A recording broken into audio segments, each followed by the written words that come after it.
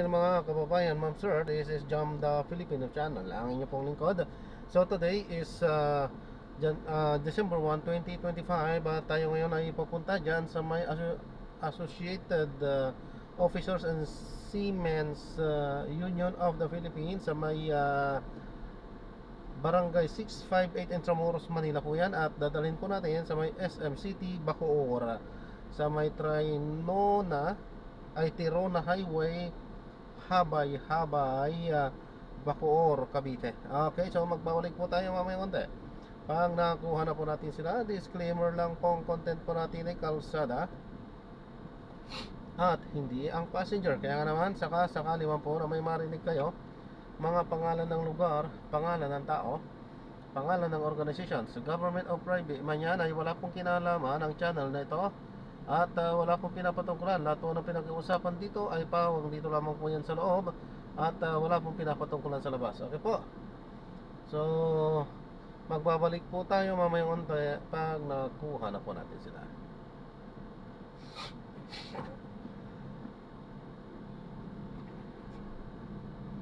At samantala, makinig tayo ng mga nagbabagang balita at mga talakayan habang tayo ay papunta doon sa ating pick-up area. Maraming salamat kay Managpaa. Samantala, AFP gagawin simple ang 90th anniversary at Christmas party sa gitna ng corruption scandal sa bansa. Pagbalita RH22, Enyen Parrosa, Enyen. Sa gitna ng isyu ng korupsyon at pag-recover ng bansa sa seri ng kalamidad at desisyon ng Senador Lakas ng Pilipinas na gawin na lamang simple ang mga kasal-pasanan sa selebrasyon ngayong buwan ng Disyembre. Ayon sa Chief of Staff, General Jorge Morales Jr., marami rito ang pagdiriwang ng kanilang ika-70 anibersaryo. Sinabi ni Troner na plano sanang iparada ng AFP ang mga bago nitong barko at hindi na supply ay ang mga bago nitong plano at military chamber. Pero dahil sa pagtitipid o bilang pagtitipid sa gitna ng corruption scandal, traditional na mga transparency Golden Titan Awards na lamang ang kanilang ikinakasa. AFP, inabasa ni Troner ang mga sundalo na magsigagawa na lamang ng maliit na sa mga one-time dapat. Mula ng inatasan ng Commander in Chief, Presidente Bongbong Marcos, ang ahensya ng mga ahensya ng pamahalaan, siguro simple ang mga year-ender. Ilang pakisisa sa pagkabiktima ng lindol. Samantala, narito naman ang paliwanag ng AFP sa Boston. Pangalawang rason ay dahil na po dito sa nangyayaring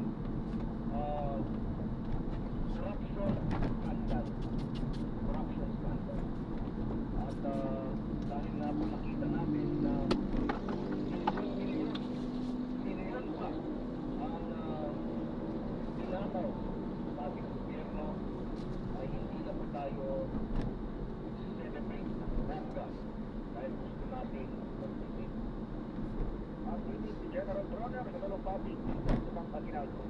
Ako si Eniel Barroso, ulat para sa Range sa Pilipinas. Una sa Pilipino. Maraming salamat, Angel Barroso. Samantalang report mula kay Norte Capas, Department of Migrant Workers, nakapagdala ng 3,000 na servisyohan na OFW sa bansang Cambodia. Ayon sa World 27, Noche Capas, Mr. Noche. Lakay, Visa Dea, mahigit na 3,000 na overseas Filipino workers at one country team ang nasa bisyuhan sa pamamagitan ng servisyo na pinapin ng Cambodia. Bilang sa katuwang ng Department of Migrant Workers ang iba't ibang ahensya ng pamahalaan. Bilang naman ang Philippine Embassy sa Cambodia. Pinagkaloob ng DFW sa kanila ang OEC processing, documentation, legal and welfare assistance, OWA membership, benefit substitutions, at financial service kung saan nagsilbing one-stop shop service hub ang servisyo karaban. Binigyan na din ng ahensya ang pagpapatupad ng whitelisting at blacklisting of PRA anti-illegal recruitment and trafficking in person campaign at iba pang servisyo. Ngayon ang DMW na dapat walang kapagsiwanan ay sunod sa plano ito sa directive order ng Pangulong BBM. Samantala, Lakay at Visatea umahanggod ngayon na umuna ng mahina dito sa may Victory Road sa Caloocan. Alright, 7-7 na tingakas sa DCRH, una sa Pilipinas, una sa Pilipinas. Buenas tardes, muchas gracias, Noche Cagas. At dito sa Pasay City, umuulan ng basa. Samantala sa iba pang mga balita, tinawag ng Republican Governor Daniel Fernando na fake news. Ang informasyon sa social media na siya at ilang pa-opisyal ang inireklamo sa ombudsman dahil naman sa quarry operations. Pati ko lang tinugod ni Governor Fernando ang akusasyon ng grupong Tinting Kalikasan na nagpapratang na may pananagutan sa sinasabing aktibidad sa Sierra Madre Mountain na sakop ng Bulacan. Sinabi ng gobernador na haka-haka lamang ang bintang dahil sa una pa lamang ay tutol na siya sa pagkukwari sa kanilang probinsya at iba pang aktibidad na puipinsala sa kanilang kalikasan. Ayon kay Governor Fernando, tukunan nila kung sino ang mga nasa likod ng grupong Tinting Kalikasan. Ng misyon ay sirain ang kanyang pagkatao at kredibilidad. Iliwanag pa ng gobernador na wala sa eksena ang provincial government sa mga pag-uusap sa flood control projects na limitado lamang sa mga taga-DPWH, mga kontratista at ilang congressmen. Samantala, bigong isinbi ng Philippine National Police ang warrant of arrest na inisyu ng Korte sa Pasig Victoria Mayor Jaime Jean Capil para sa 7 counts ng graft laban sa alkalde. Ito ay mapapatunto ng pulisya si Capil sa kanyang residential address sa Pampanga. Ayon kay Police Colonel Eugene Marcelo, Director ng Pampanga Provincial Police Office, wala na silang naabutang tao sa nakasaradong bahay nang puntahan ito ng otoridad kahapon araw ng Linggo. No-show rin ang mayor sa flag raising ceremony sa kanilang bayan kaninang umaga.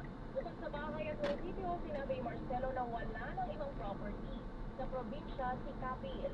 Ipinaaresto ng Pasig RTC Branch 265 si Capil dahil sa umano'y pagsalya nitong i-regulate ang Lucky South 99 Photo Hub.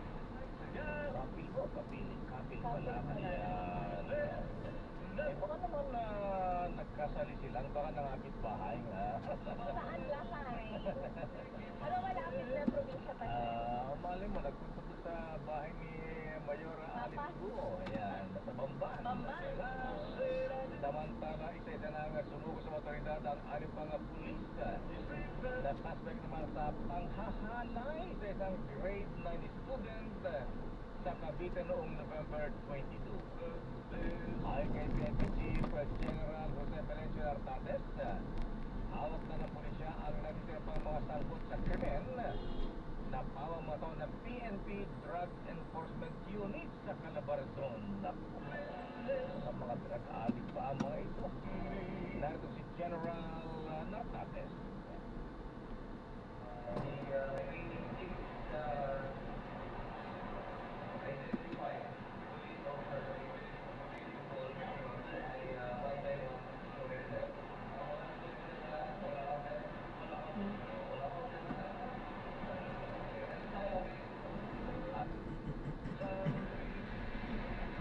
Wala na pahayag, kinumpirma ng PDEC Director Colonel Elmer Ragay na isa lang sa meto ang nakasuhan ng rape.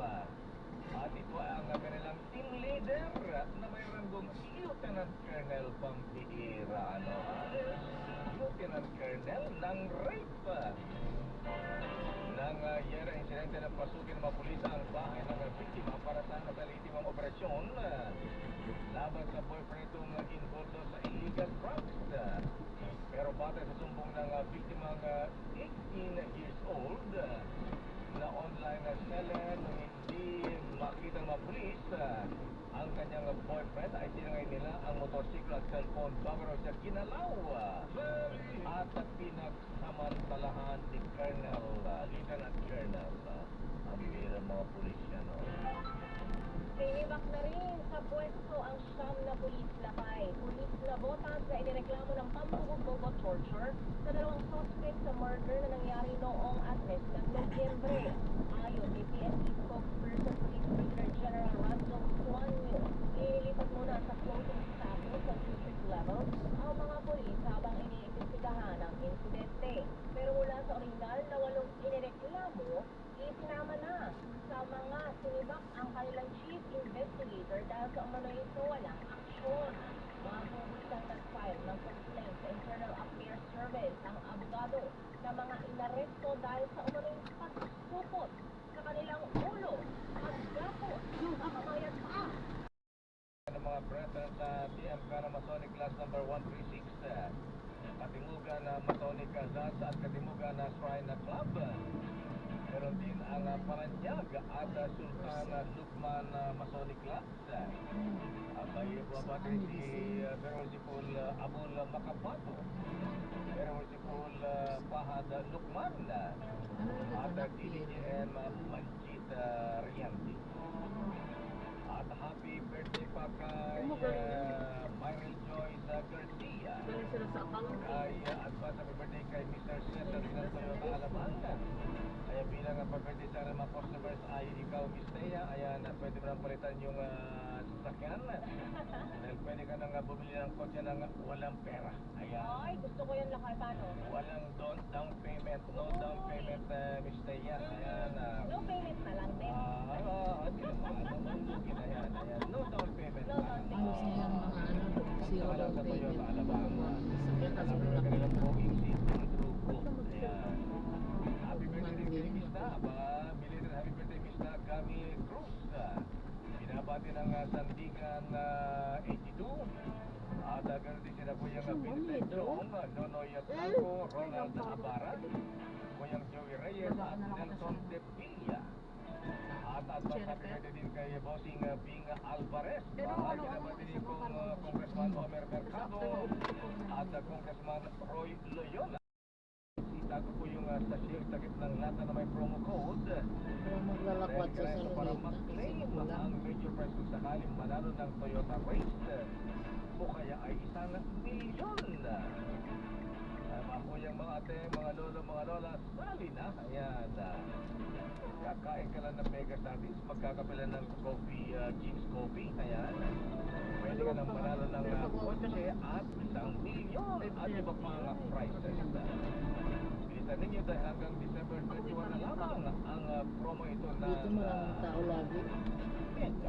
Mega Sardines at James Coffee Mix. Samantala, bago ang report ni James Galange, ay ikaw Hindi mo naman nakuha yung ano mo dito, no? ang Jacket. galing mo talaga ang mga pili na mag-alaga, ano ha, ng kanilang mga inaalagaan. Oo, Lakat. Ano ang report ni James? Pinay OFW sa Hong Kong Bakit pinuli nagpunta dito? matapos sigisiin ang isang sanggol sa naturong pagsusali noong nakaraang linggo. Idetali mo ang balitang yan, James Galang. Tapat niya lang ha. Yung medical ano niya. Di ba nagpa-medical siya? Sabay niya pa. Sa Hong Kong, biglang noong November 26, Yanis Senatora Alcaraz, 28 years old, na ayon sa report, bago pa lamang sa Hong Kong para sana may pagsapalaran bilang isang domestic worker. Kwento ni Alcaraz, naabot din ng ilang oras bago sila nasakit ng mga bombero habang natrap sa isang kwarto na halos puno na rin ng usok. At pansamantalang pinalutan muna ng basang tela ang sanggol bilang panlaban sa init. Matapos ang naturang pagsagip, dito siya hinangaan ng Filipino community sa Hong Kong. Kaya pakita mo na ng tunay na halimbawa sa pagiging isang modern day hero. Samantala, tuluyang umakyat naman na sa 146 na kataong nasawi sa nasabing sunog, saan kabilang dito ang isang Pinoy. Habang ligtas naman na nasa 80 iba pa. Habang inaresto naman ang isang demonstrador na sinasabing pasimuno umano ng sunog bilang kanyang anti-China protest. Bukod dito, natatandang isinisili ng dahilan ng sakuna sa mga napalampas sa babala o sa pangalit ng sunog at ebidensya ng hindi ligtas na mga gawi sa construction nito. Ito si James Galange ng DZRH TV, una sa Pilipinas, una sa Pilipino. Maraming salamat, James. Ang galing naman ang ating OFW. Galing ni ate, ano ha? Maganda na, mabait pa, magaling pa. Nasa puso talaga niya lang yung kanyang ginagawa. Pagpalain ka ni Lord at sana'y gayahin pa na ating mga kababayan. Kaya kinahanga ng mga Pinoy eh. Ha? May malasakit sila sa kanilang mga inaalagaan. Kaya gustong-gusto tayo ng mga employers. At congratulations kay Engineer Roel Aquilino Ramos Nicolas for passing licensure examination. Ba? Binabati ni Kuyang Navy si Lieutenant Colonel Roel Nicolas ng Navy. Ba? Buti na nagmana kay ating Kuyang Roel. Ayan. Galing talaga ni Roel Aquilino. Ayan, graduate ng Mapua. Ayan. Viva Mapua. Ba? Talaga ha. Ayan. Nabaga sa engineer talaga magaling ang Mapua. At binabati rin natin si Kuyang June Samaniego. Ayan. At nasa pa yung isang pagbati Hindi rin ko na updated wala na. yung Ayan. DST magbigay At ng sabi ni allowance sa Kuyang mga June bata. Kikoy, happy birthday din. Siyempre, dami niya. Ang kay Tita Mary po, Wesley libre-libre sila ng Magnaye from Davao Pero at least City. ito siya. Magpapairam na siya ng Emperador Franti. At binabata ni si Romel Cabanela Hindi siya yung na agad-agad. tago pa ang kanyang dollar. Dahil ang sabi niya ng ating si Mr. Michael Sino ba yung Ismagay, isa pa ating dyan? business correspondent. Charles. Yung dollar mo... Si Charles doon ay 3 months lang wala. din eh. Di ba? Ayan, Effective. April, May, June, baba lang July, ang palitan August, ngayon. Ibig sabihin September. tumatak. No, Nicola, no. Balita, ayan. Napalo ka ni Mama. At Iskay. Ikaw lang gumagawa niyan, ha? Sabi nila it's Christmas.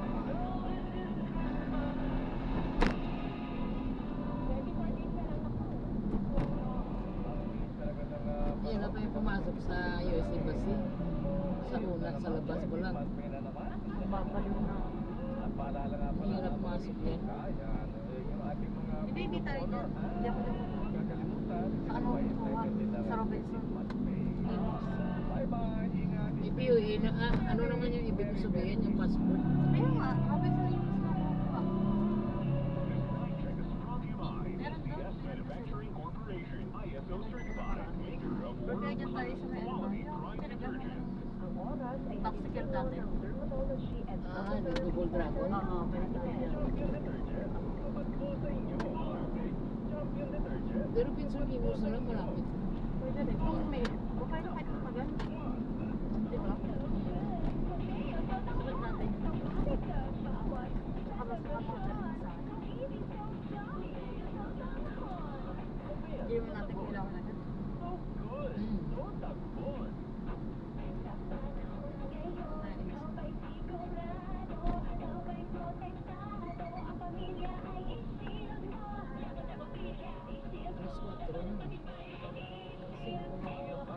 patay ang 99.9% of bacteria and virus tested. Believe ang mga eksperto sa Philippine Nurses Association. Bath soap manufactured by ACS Manufacturing Corporation, ISO certified, Ito world-class nakakuha ko quality. tayo ng ano, ID. Hanggang 3 o'clock lang po. Eh, wala kami ano. May maalarong Walang pharmacist. tawag. Ayaw mo sa present, bigyan mo sa akin yung bata para ako ng branded sa presyong apple kaya. Ano ba yung 5% na matinipid? May libre po sa bawat order. America Drugstore. Suporta Ano natin sa sabi mo, ginawa. sir? Pwede? Sir, pwede pakabol po kami. Malayo po. Manipulasyon at magpahigpitan ng monitoring sa ground. Dahil sa mga hakbang na mga ito ay nabibigyan ng katiyakan ang mga lehitimong contractors na magtuloy-tuloy ang proyekto. Malaking tulong umano ito para makampante. Lord, pasigit ng PREDD na servisyo para sa Pilipino.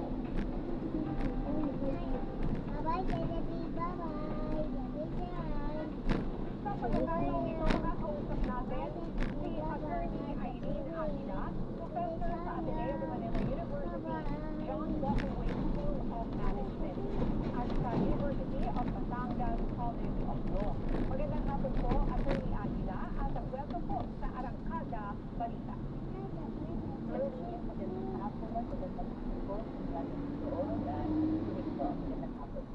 Alright, Attorney, ano po ang inyong assessment at masasabi dito lang po sa katatapos ng March kahapon? Medyo po, yung crowd parang ang hindi natin inasahan na hindi ganun kalaki compared to nung September 21, Attorney. So, kung turn out lang naman ang pag-uusapan natin, yes, kung ano, tama kayo yan. Ano, mas maliit talaga yun sa inaasahan at mas naikirang ang programa. Pero kung tingin ko kung mas mature sila sa ating mas malaki ang tinabot sa hapon. Tapos pa rin naman ang lumakas sila ko, hindi lang sa Metro Manila dahil ang nagsisilya sa iba't ibang lugar sa Pilipinas. At very resilient, ang very clearly focused ang mga mensahe. Ang mensahe, hindi ko overall yun din sila hindi ko kapatid.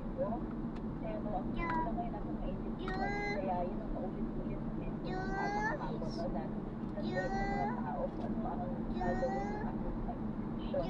Ang sabihin sa problema ng mga tao. Christian, let's go na po, no?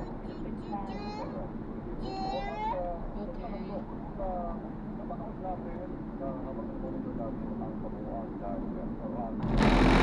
Ano siguro ang sektor ng lipunan ang pinakamalaking importa sa tingin niyo po o pinaka-naapekto pa ng COVID-19?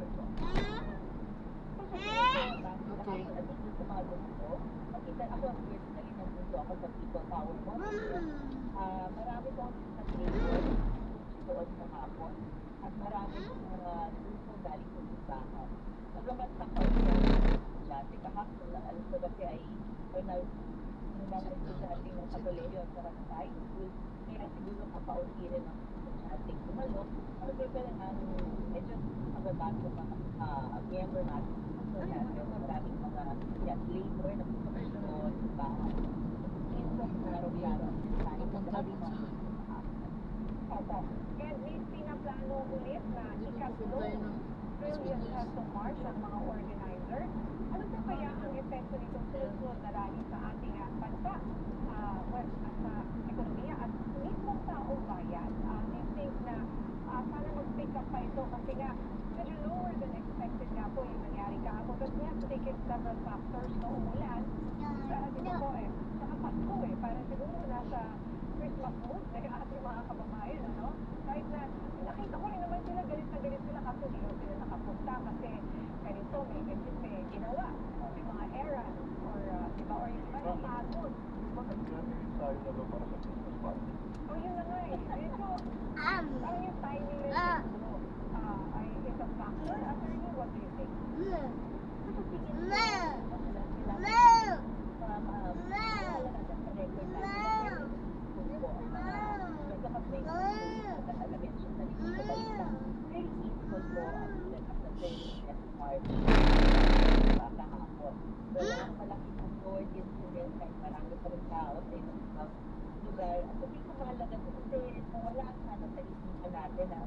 anti-corruption law that automatic will be nakita ng tao tayo hindi na kaya mag-infer magamat yung mga tao paninigyan, magamat mali tingin ko consistent pa rin naman ground na anti-corruption institution yes, ito palitan ang regime palitan ang presidente bukas klaro-klaro po sa mga mensahe kahapon yung mga clear demand po yung pagsasabatas ng anti-political violence bill, make sure na yung mga kaso ay transparent at tuloy-tuloy ang pagkakas. Klaro din po na dito na dapat pass ang proceedings at mabilis ang usad ng mga kaso at tulong lahat, hindi lang ang usad. Klarong-klaro na dapat lang effective. So sa tingin ko, very clear po dito yung mga mensahe na dito bagamat kaunti, pagkakitang manood na stay pa rin. Nausap pa rin naman po ang pumunta. Hindi ito people power to remove one particular individual.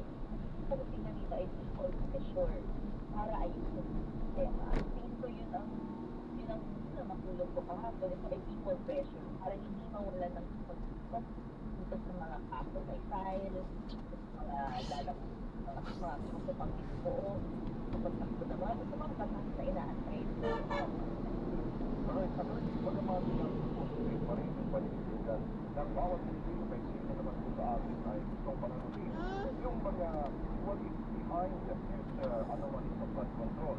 Pero kung natin hindi naman bansa. Hindi kayo nagsisimula kung magtumawa ang taong bayan sa pagkakaroon ng taong bayan na tinatawag na Duterte o yung tawa sa pagdaraan ng ganito. Pero nakakapagod ang salita. Sa mga pinapakabot, hero ang gakay kung lalaki. Napupunan, sila sa magpapakit mula nung pagkakabot sa kahapon.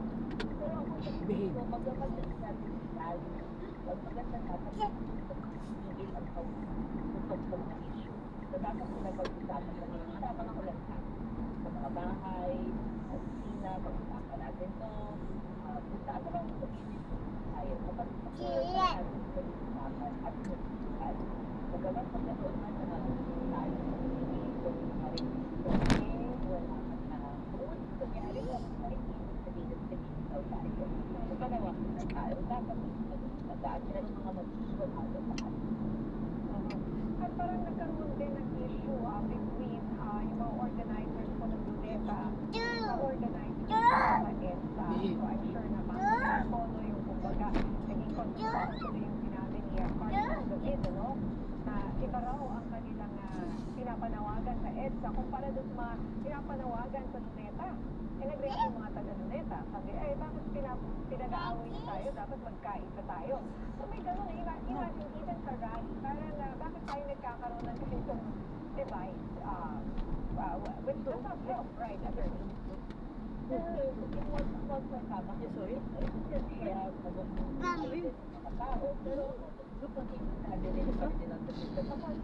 Wala pa lang tayo. Baka yung tao sa kahit pati sila lahat marami lahat pero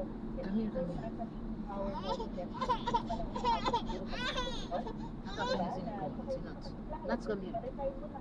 Baby always. Magpapatuto ng ating pamahalaan, hindi naman pwede kaya na ng sabi ng mga obiso, mga paring Tira naman, babalik na naman dito. Okay. Okay. Never mind Nicola.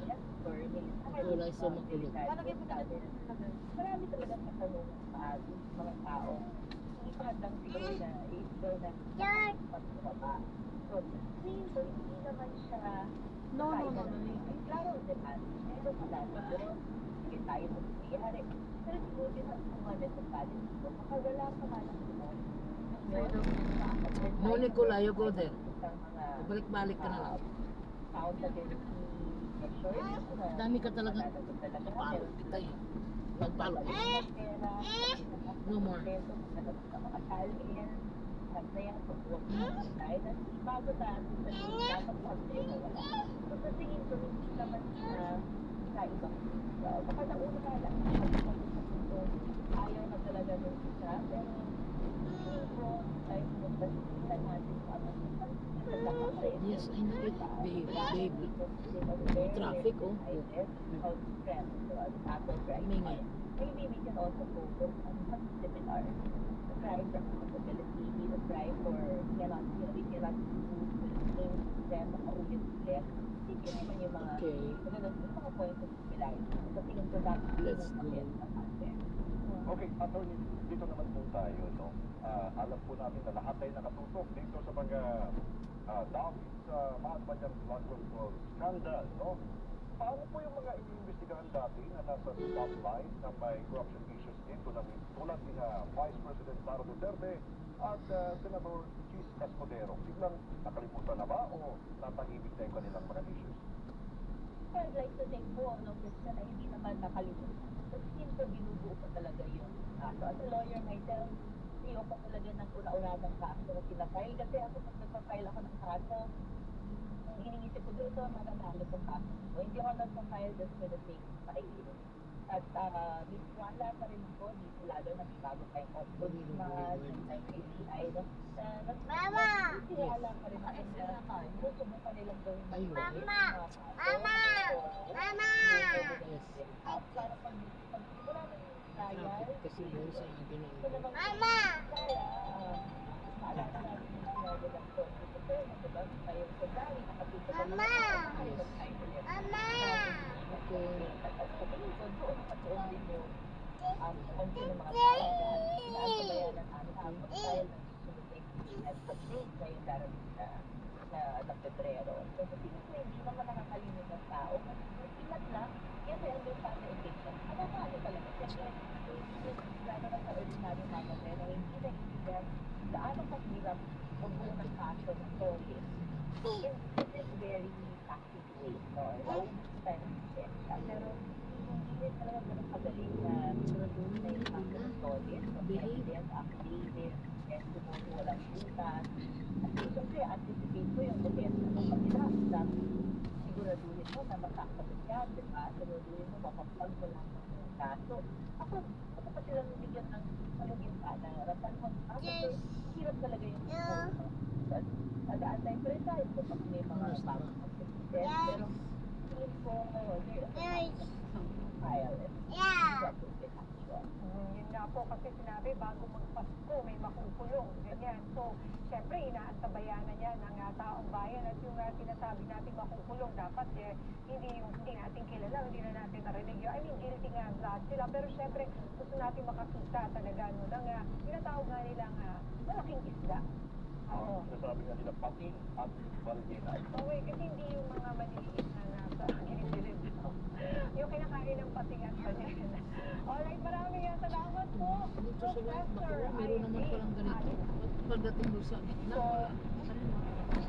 Christmas ano? Samantala, nagpadala ng Student Dapat diretso na doon. Mula sa dito. tatlong pinagahanap na opisyal ng SunWest Construction and Development Corporation na nasa bansa pa.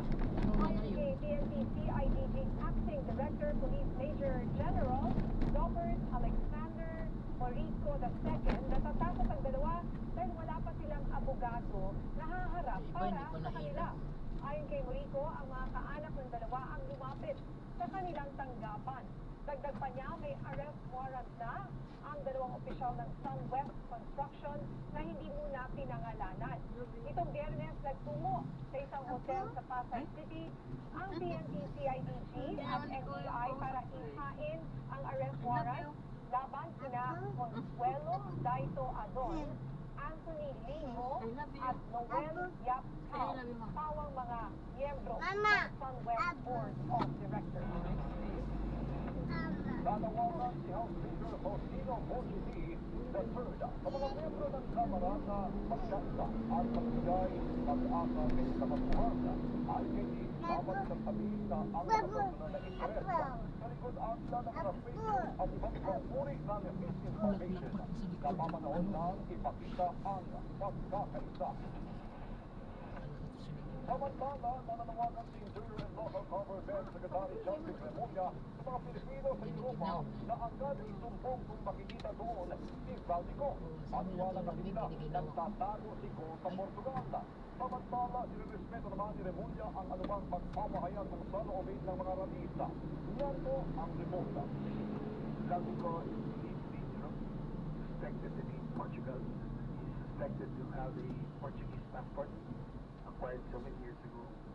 Nanawagan na ng tulong sa mga Pilipino sa abroad ang Department of Interior and Local Government para matuntun si Valdico. Anila, dapat agad nakuhanan ng litrato at ipost sa social media kung nasaan si Go. Ito ang panawagan ni Secretary John Remulla sa mga Pinoy sa Europa. Aniya, malaking tulong ito dahil nagtatago si Go imbis na harap sa Pilipinas at sagutin ang mga iskandalo ng mga proyekto ng flood control. Nakiusap kami sa lahat ng mga Pilipinong pupunto kung makita na rin si Valdico. Pwede na lang picturean. Madala kagad, i-post kagad sa internet para may idea tayo kung nasaan siya. Ang pagtakbo ni Go sa hustisya ang siyang itinuturing na isa sa mga dahilan kung bakit nagmarsya ang taong bayan na sigaw na panagutin ang mga tiwali. Nirerespeto naman ng kalihim ang pagpapahayag ng saloobin ng mga radista kahit nakatanggap pa siya ng pagmumura. Everybody has the right to be heard.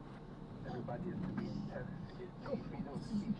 Kung ano yung nakikita mo, gagawin mo rin. Ginagawa sa akin doon. Mura ako. Halos ka nung pinagsasabi sa akin. Okay lang sa akin. As long as they keep the peace. Alerto Pero kasi. pagka naman sabihin nila kung ano nararamdaman nila.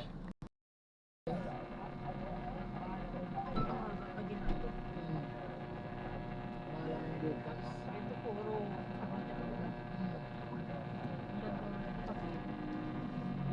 kaya nga dyan sila nag-ano, puro dito wala pupuntang Advice lang niya is pag nasa momentum wala naman itong gitna eh. Kahit sa gilid. Huwag Ay, tayo... samantala sa iyo mo, ang ganda. At mula ang mga pinaka-latest na ganap sa mundo ng showbiz. Ako nga po, ang nagsinulang resident sa Arangkada ninyo pagdating sa mga hottest and exclusive ganap sa mga pagdating. Ako rin kupulot sa'yo ni Pula. Ang isang beses ng bayan para sa Dry Hot Exclusive. Balik sa inyo. Maraming salamat, Jai. At sa aming pagpapalik, Mayor ng Unang Pagbansa, ipinapaamin ko ang kaulay ng ni-rate na Pumahang. Marami pang maiinit na balita sa pagbabalik na Arangkada Balita. Ang programang ito ay hatid sa inyo ng Blemex Forte Zero Pen Capsule. Maluwag ang paghinga, tunaw ang plema. Basta nagundi, Blemex. Good morning, my dear friend. Titiligan ko kayo. Paano hindi kayo matuloy? Emil, sorry, hindi kita nakita. Nasalikat sa tuloy. Good eyesight makes perfect moments for expert eye care, state-of-the-art facilities, affordable eyewear. Go to EO. EO. Love your eyes. Fake news? Maling akala? Scam? Chismis? Iwasan natin ang mga yan. Everyone akuan. Sa legit source ng mga balita at informasyon lang maniwala at magtiwala. I-follow ang official page ng DSWD ang DSWD Jersey sa Facebook para sa tamang tulong sa tamang informasyon. Tandaan, ang DSWD Jersey sa Facebook o iskan ang QR code nito dahil bawat buhay ay mahalaga sa DSWD.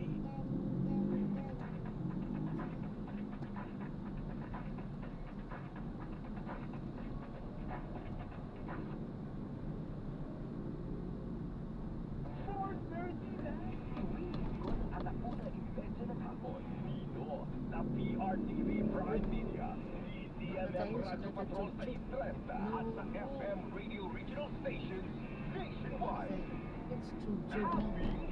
Alright, Thomas. Bawat Pilipino mula sa PRTV Prime Media.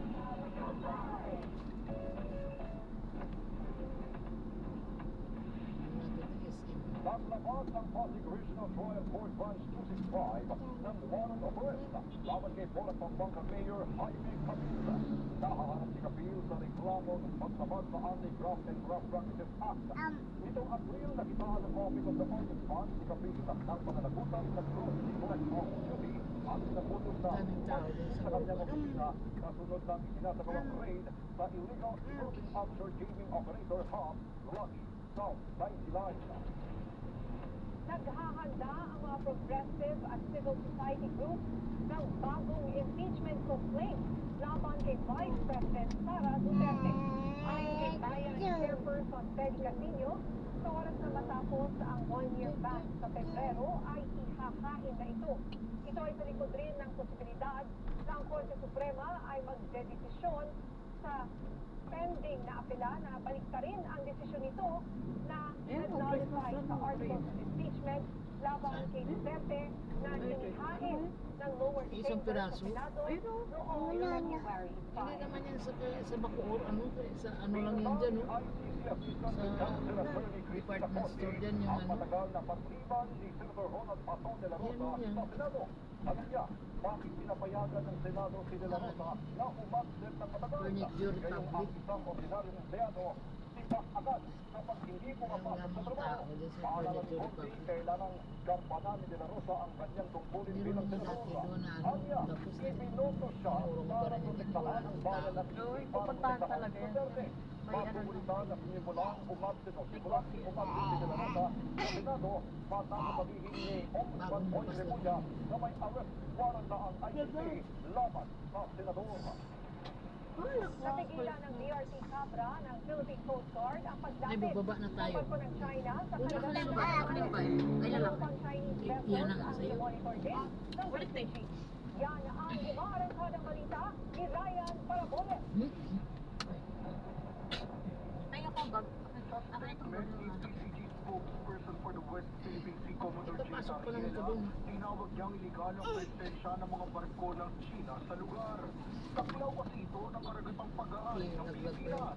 Gate pa ng PCG, malinaw na paglabag ito sa Philippine Maritime Zones Act. Kasama na rin ang United Nations Convention on the Law of the Sea o UNCLOS at ang 2016 Behave na, Arbitral behave Award ni na Kulay, akin na yan. sa malawak na maritime claims ng China sa West Philippine Sea. mas maliit man ang PRP Cabra kumpara sa mga barko ng China na panatili nito ang distansyang 85 hanggang 100 nautical miles sa pagitan ng Chinese vessels at ng panlabas na hangganan ng exclusive economic zone Sure, o yung ano ni Nicola, ng yung Pilipinas. shoes. Ayon sa PCG, hindi nila kukonsintihin ang anumang tangka ng China na baguhin ang status quo sa baybaying bahagi ng Luzon, lalo na kung ito'y may kinalaman sa panlulusog o pangangkin sa teritoryo. Ang tuloy-tuloy na presensya ng PRP Cabra sa area, itinuturing na patunay ng matibay na paninindigan ng Pilipinas na ipagtanggol ang teritoryo sa ilalim ng international law, habang isinusulong pa rin ang mapayapa at rules-based na solusyon sa sigalot sa West Philippine Sea. Ako si Ryan Paraboles ng PRTV News, nagseserbisyo para sa Pilipino. Handang umangat Kulit. ang Pangulong Ferdinand R. Marcos Jr. kung siya ay iimbitahan sa ICI. No. Ito'y sa harap ng mga batas ng mga Sobra kritiko ka na, ha? na dapat ding maimbestigahan ang presidente dahil umanong may mga natatawid na personalidad sa ilalim ng kanyang administrasyon. Narito ang report.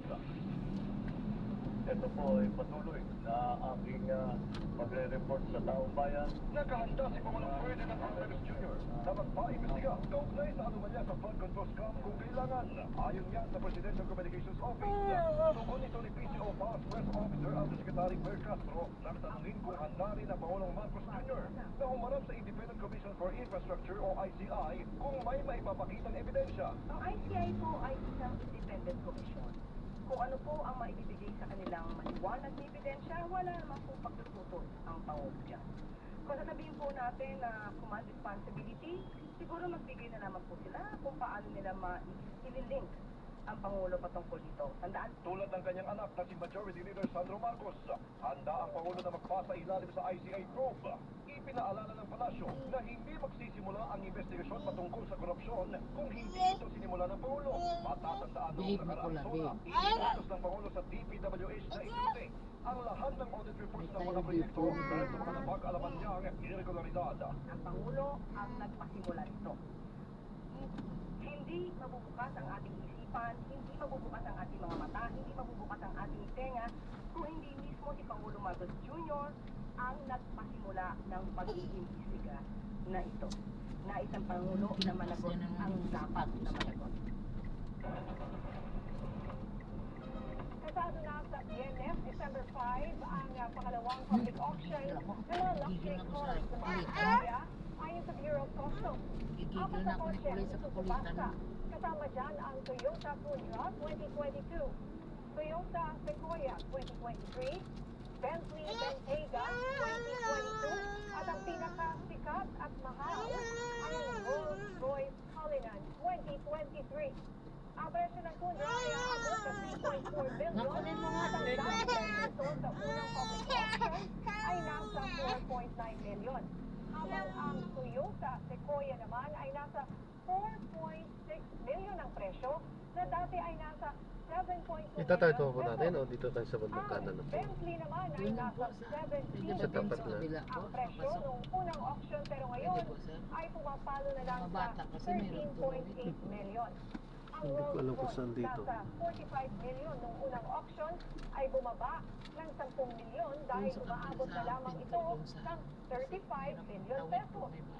Sabi ng BOC, kapag hindi pa nabenta ang ilang mga kotse sa pangalawang auction, ay direct selling na ang gagawin ng pamahalaan. Ano ba yung kinukuha mo? And then if that is still Isara mo na kasi, anak. after the second field visit, we can resort to direct offers. Means if the DOC can entertain officers from interested parties as to the benefits of the items subject of the court. Nagbigawan ng iba't ibang komento si Palace Press Officer Undersecretary Mer Castro sa mga personalidad na tampok sa programang With Due Respect. Narito ang report. Kuwela pero magabuluhan ang naging talakayan sa With Due Respect kung saan nagbigay ng komento si Palace Press Officer and PCO Undersecretary Mer Castro sa mga napag-uusapang personalidad. Unang binuna ni Castro ang pagkadismaya ni Senator Robin Padilla sa desisyon ng ICC na ibasura ang mungkahing interim release ni dating Pangulong Rodrigo Duterte sa may Hindi pa sinabing umabante. tila isa itong nagpapagularan sa desisyon ng Duterte. Senator Robin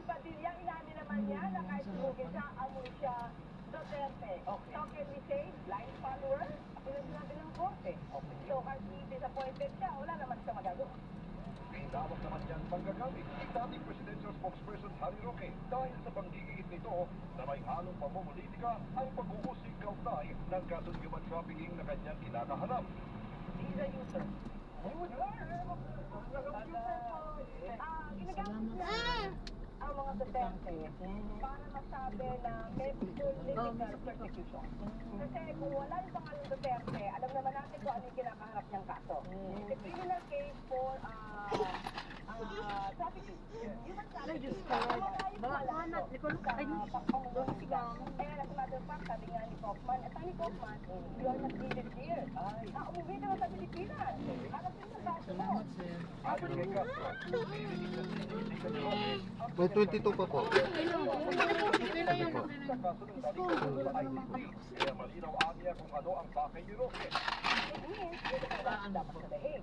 Pero he's still using the Duterte para makakita niya doon sa kanyang petition for asylum na political protection. Inesto naman ni Castro ang tila missing in action ni Senator Ronald Bato de la Rosa. Wait lang. Wait lang, sir, ha? Wait, wait. Samuel! Sa budget hearing, nagsesta ng major sponsor ng 2026 budget para sa security defense. Double check lang po. Sige po. Ingat po. Hinahanap na nga rin kami SPT sa Soto. Thank you po. At napababayaan niya ng kanyang trabaho. So, ang natin, maliban kay Senator Bato, nasa yung tapang niya. Muli namang pinatudyadahan ni Castro ang pagpapahayag ng kahandaan ni Vice President Sara Duterte na palitan si Pangulong Bongbong Marcos sa pagka-presidente kung sakaling magbibitiw ito. Tugon ni Castro, dapat sagutin muna ng PISE ang mga issue nito patungkol sa intelligence fund. So ito mismo, may issue ka about corruption. Hindi ka pwede magmalinis ngayon. Na ikaw parang malinis ka. Pero wala kang issue ng corruption. Hindi pa nga natasagot yun eh. At sabi nga natin, yung itong pagpapakat. Yes, so na-drop na natin sila. So maraming salamat po sa panonood hanggang sa muli. Ingat. God bless. Pinuri naman ni Castro Para ang po.